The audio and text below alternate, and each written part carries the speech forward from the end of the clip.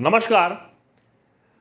10th class का chapter हमने शुरू किया हुआ है, लाइफलाइन ऑफ नेशनल इकोनॉमी। उसमें हम लैंड ट्रांसपोर्टेशन के बारे में बात कर रहे थे।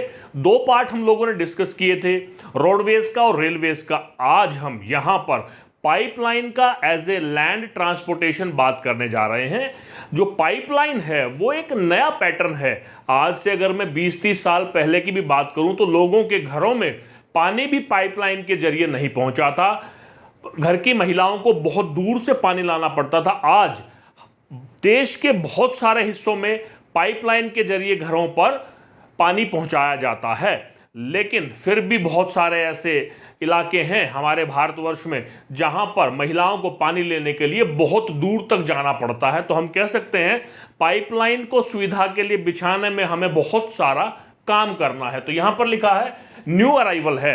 पाइपलाइन को हमने अभी इस्तेमाल करना शुरू किया, जैसे मैंने आपको बताया 20-30 साल पहले से ही।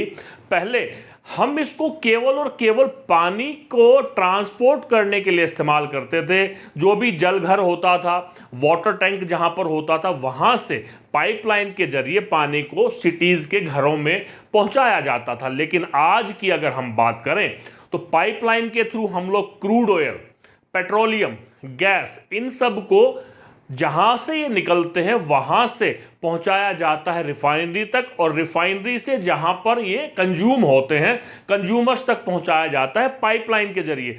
और आज तो ये बात है कि जो सॉलिड है उसको भी सलरी में कन्वर्ट करके पाइपलाइन के थ्रू पहुंचाया जाता है। सलरी क्या होता है, देखिए, जब हम मान लेते हैं आयरन ओर की बात करें, आयरन ओर में पानी मिला दिया जाता है और उसको सलरी के रूप में पाइपलाइन के थ्रू एक जगह से दूसरी जगह पर पहुंचा दिया जाता है। तो आज हम देखते हैं कि पाइपलाइन का इस्तेमाल बहुत ज़्यादा बढ़ रहा है।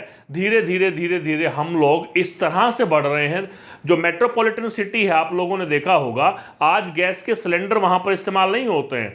आज गैस को पाइपलाइन के जरिए वहां पर पहुंचाया जाता है और इलेक्ट्रिसिटी की तरह वहां पर बिल आता है गैस का। जितना गैस आप यूज करेंगे, जो एलपीजी गैस होता है, उतना ही आपका बिल आ जाएगा। देखिए, इनिशियल जो कॉस्ट होती है पाइपलाइन को बिछाने की, बड़ा आसान सा है। देखिए, मान लेते हैं कि इस एरिया में पेट्रोलियम और गैस या जो भी चीज पाई जाती है उसको रिफाइनरी तक पहुंचाना है, और रिफाइनरी से उसको जहां पर यूज होता है वहां तक पहुंचाना है।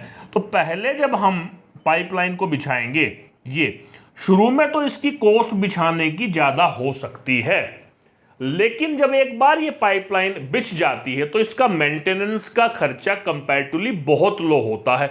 यहां हम एक एग्जांपल से समझेंगे। मान लेते हैं मैंने किसी चीज को ट्रांसपोर्ट करने के लिए ट्रक का इस्तेमाल किया।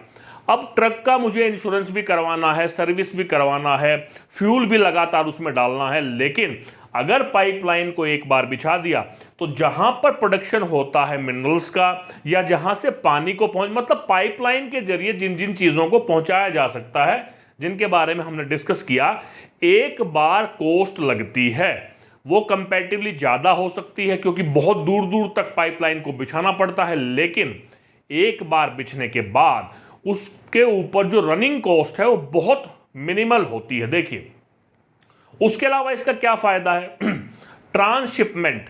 जब एक एग्जाम्पल के रूप में समझते हैं, मान लो कोयला है, कोयला को आपने जहां से वो कोयला निकल रहा है, जहां से जिस रॉक से वो निकल रहा है, वहां से हमने उसको निकाला, हमने उसको ट्रक में डाला, ट्रक से हमने उसको पहुंचाया जहां पर उसकी रिक्वायरमेंट है।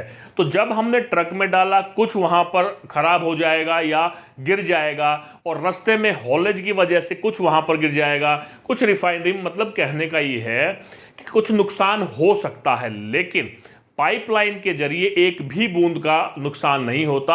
हाँ, कभी कभी उसमें लीकेज हो जाती है, लेकिन बहुत कम ऐसे चांसेस होते हैं। अदरवाइज जो ट्रांसशिपमेंट है, जो रास्ते में उसके खराब होने के चांसेस हैं, वो बिल्कुल रिड्यूस हो जाते हैं और कोई डिले नहीं होता।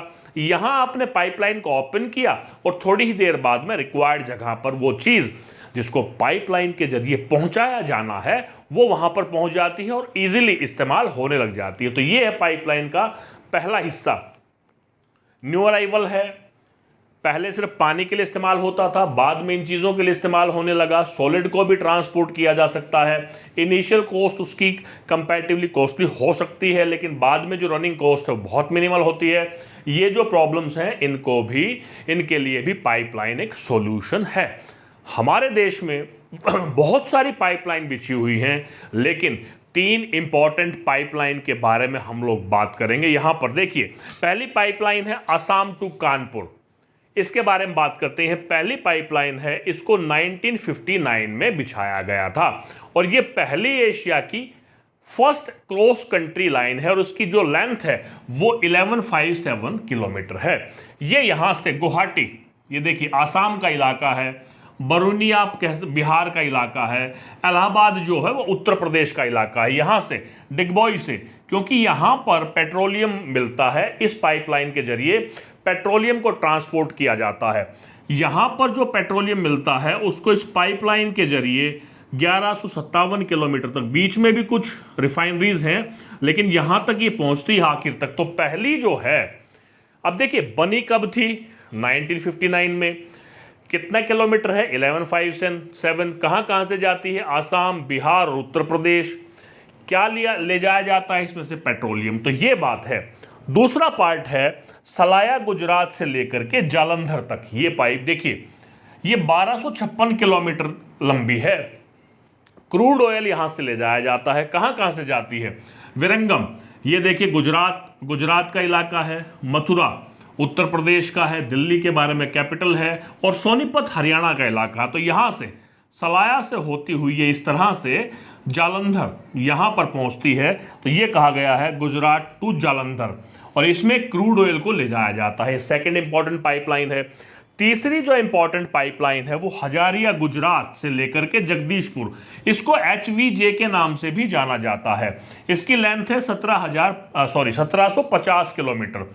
ये विजयपुर, देखिए विजयपुर जो मध्य प्रदेश में है, कोटा, शाहजहांपुर, बबरुनी, ये यहाँ से जाती है। देखिए ये हजारिया गुजरात में है। विजयनगर, इसको HVJ के नाम से जाना जाता है, हजारिया है सूरत डिस्ट्रिक्ट में, ये भूना डिस्ट्रिक्ट में है मध्य प्रदेश के, विजयपुर। और उसके बाद ये आ जाती है जगदीशपुर, यानी कि उत्तर प्रदेश के अंदर जगदीशपुर एक इलाका है। तो ये 1750 किलोमीटर रन करती है और इसमें गैस को ले जाया जाता है फर्टिलाइजर प्लांट तक। इसका निर्माण 1986 में हुआ था। GAIL, Gas Authority of India Limited, ये इस कंपनी ने इसको बनाया था। तो ये है 3 इंपॉर्टेंट पाइपलाइन। लेकिन पाइपलाइन के एक फील्ड में हमें अभी बहुत सारा काम करना है। तो ये लैंड ट्रांसपोर्टेशन यहां पर कंप्लीट होता है, जिसमें रोडवेज, रेलवेज और पाइपलाइन 3 हिस्से आते हैं।